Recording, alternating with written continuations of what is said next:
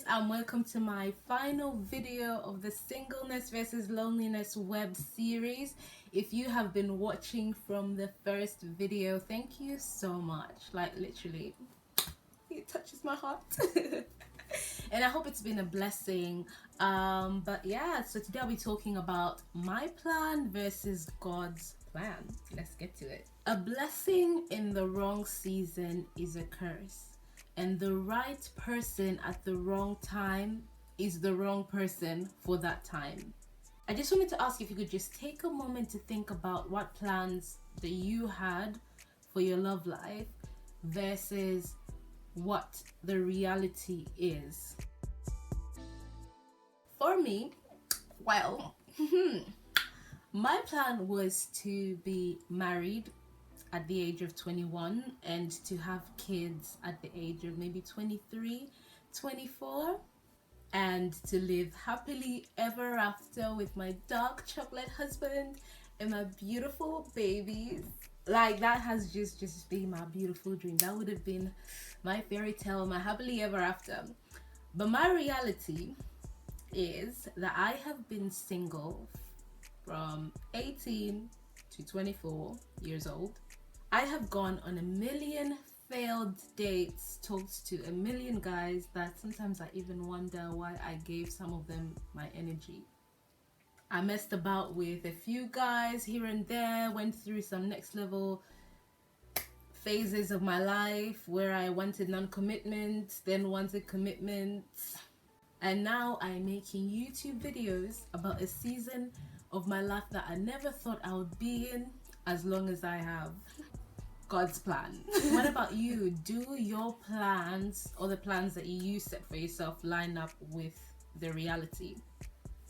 And if they do, then amen. And if that is you being single for this time that you're in, then that is amazing. That is a beautiful thing. Keep praying and keep believing God for it. But if it does line up and you found the person, amen, your plans are in line with what God has for you. But it shouldn't stop you from thinking, is this really the person that God has for me? Do I see myself walking in purpose with this person? Was this person made for me? And if you're married, till death do you part. that has to be the person by fire, by force. But if they don't line up like me, the question is, what is God's plan? Jeremiah chapter 29 verse 11 says, "For I know the plans that I have for you, says the Lord, plans for peace and not for evil, to give you a future and a hope." I just love that Bible verse so much. Ooh. And it goes on to say in verse 12, "Then you shall call upon me, and you shall come and pray to me, and I will listen to you." That is some good Bible right there. Just because God hasn't answered your prayer doesn't mean he hasn't listened to you. Remember, God's plan is to prosper us, and prospering in every area of our lives. If God decided to prosper you in your love life while you are lacking in other areas of your life, it would lead to destruction instead of prosperity. What area of your life is God trying to prosper you in? Is it your emotional, your financial, your spiritual, your mental?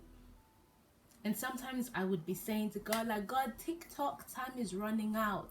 But our God is the restorer of time. Like, Sarah and Abraham are my role models for that, for the restoration of time, literally.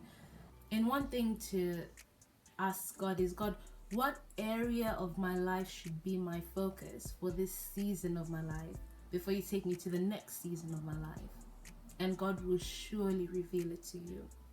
So for all my single, married, dating, courting people out there, be the best that you can be in the season that God has you in.